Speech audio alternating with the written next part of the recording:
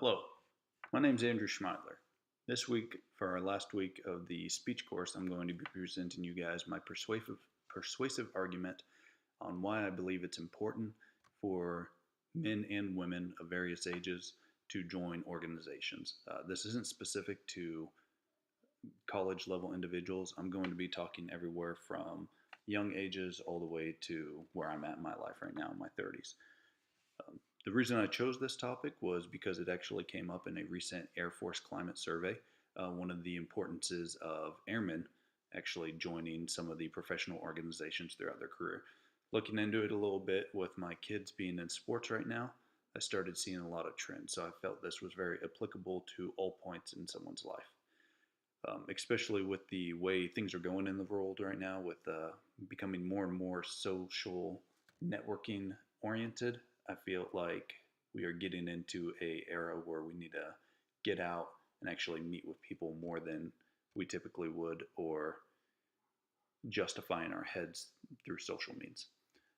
I'm going to be justifying this today, or presenting my argument to you guys through 12 points that I actually came across studying a few different papers. The papers were primarily focused out of different colleges like USC and Bentley College. Bentley's colleges was more focused on student organizations as a whole, but it actually worked for quite a few different points in the career or in your life too. And then also some of the earlier points I'm going to be hitting on are pulled directly from our Boy Scout charter, which I'm a pack leader of here in Wichita. Jumping right into it, the first point, this is one that people are actually more afraid of than anything else. It's organizations teach you about yourself. You wouldn't think that going in. You wouldn't think, hey, meeting other people is going to teach me something about myself, but it does. It lets you know about your goals, your strengths. You don't really identify these things when you're dealing with just your internal self and you're talking in your head.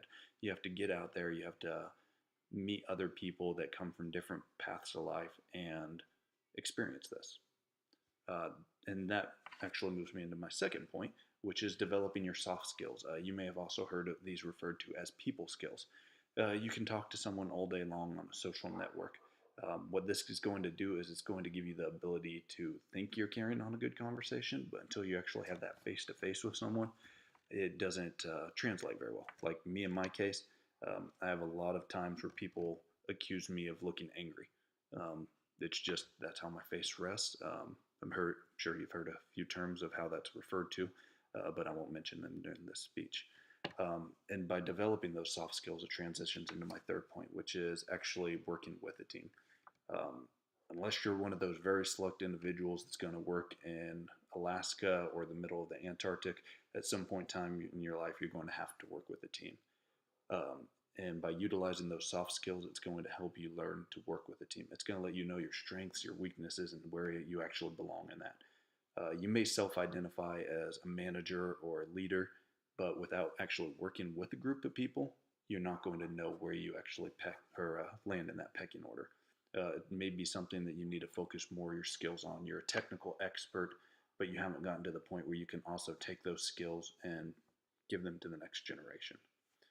Um, Moving into a little bit more of the adulthood and away from what you develop throughout your life, the networking opportunities. This is very applicable to the military. You hear it referred to as playing the game a lot. Some people say, oh, I'm not in the Air Force to join or play the game. But if you're not in it to play the game, then you're probably already losing at the game. It's We refer to it as a game, but that's not it. You got to get out there. You're interviewing every single day of your life. And by joining these organizations, when you go into the official interviews, these people already have a good understanding of who you are, your strengths, your weaknesses, your background, your reliability. These are very important things. And people talk to each other. Even though you may not talk to other people, everyone's talking to someone. So whether it's through social means, official means, it may be a forum here, it may be a test of sorts over here, everyone's talking to each other somehow. And that's why you want to gain those networking opportunities. Another thing that you'll get out of it is you'll gain practical experience. So we are all multitaskers. We're in generations, the millennials especially, and then now with the net gen coming into existence, we're generations of multitaskers. Um, but we don't always have the ability to utilize those skills in the real world. So going to these organizations and everything, we can see the other scenarios that people have actually gotten into in their own lives, and it will allow you to take those scenarios that you've trained to or that you may think you're really good at and actually exploit them in real life. That leads me into my next point, the seventh one. We're about halfway there. Just bear with me, and that's engaging with more diverse groups. So I talked a little bit about making your soft skills and figuring out how to talk to people and become a people person and everything. At some point in time in your life, you may deal with a more unique group of people. Me and my military career field, there's certain types of people and some of the career fields that are very, um, how do I put it, computeristic. So these guys see the world in ones and zeros. You can't appeal to them emotionally. You can't use ethos like we learned earlier in this class. I have to come across to them in very technical terms because that is what they believe in. And that's just how some people are. Some people are the other way. You have to go full patriotic on them. You have to show them the American flag. You have to show them the quick videos and everything that get them hyped up, and that's what makes them want to do the job. Whatever their want is you just have to develop those skills to understand how they got to that point. You may hear it referred to as emotional intelligence sometimes. There's actually a course that's taught here in Wichita for that, but that's another speech. My eighth point, and this is a very important one, kind of talking about how you're interviewed every day of your life, gaining leadership skills. If you join an organization, that's fantastic. But if you can move up in that organization and actually at some point get a leadership role, whether it's a president of a club, a treasurer, or even a note taker, it gives you the ability to experience what it's like being in charge of people before you're in that role in a real world situation where it may be your butt on the line and you have to get a product out immediately. But now you've had the practice. You've done this in your club. You've ran into different situations, so you have a better experience going in. Number 9, starting to get into just what weighs on people on a daily basis. You need a break. You need a break from your real life. So I highly encourage you to join clubs, join organizations that don't have to deal with what you deal with at work on a daily basis. So if you have a very technical job, maybe you're into World of Warcraft or something like that, go ahead and join a club like that. Get you out of your norm.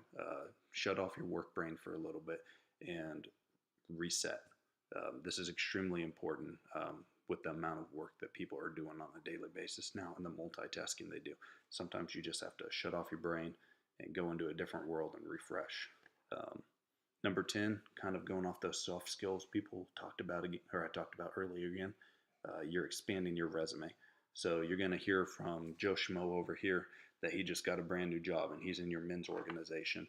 And he got his new job because he went to this 6-hour course that's provided by Southwestern College that gives you people skills or managerial skills. Something very simple. It's a certification class. You go in, you take it, boom, now your resume is looking much better. Number 11, it gives you a big chance to give back. I've never heard of any organization or any career field out there that doesn't somehow give back to the community. Big corporations do it, the military does it, police departments do it, everyone does it somehow. And by joining an organization, it lets you be a little bit further ahead than your peers. Because now you're not only working with the community, doing charity work in your job, but you have a little bit additional thing that reaches back to number 10 on your resume, and you're actually feeding back into the community, making connections, continuously expand. And then number 12, relaxing, having fun. There's, like I mentioned, hundreds of thousands, if not millions, of organizations that exist out there. Some are formal, some are not. There's adult dodgeball leagues, there's kids clubs, there's all sorts of stuff, mentoring programs. All these things exist out there. Just get out there, have fun, find an organization that works for you.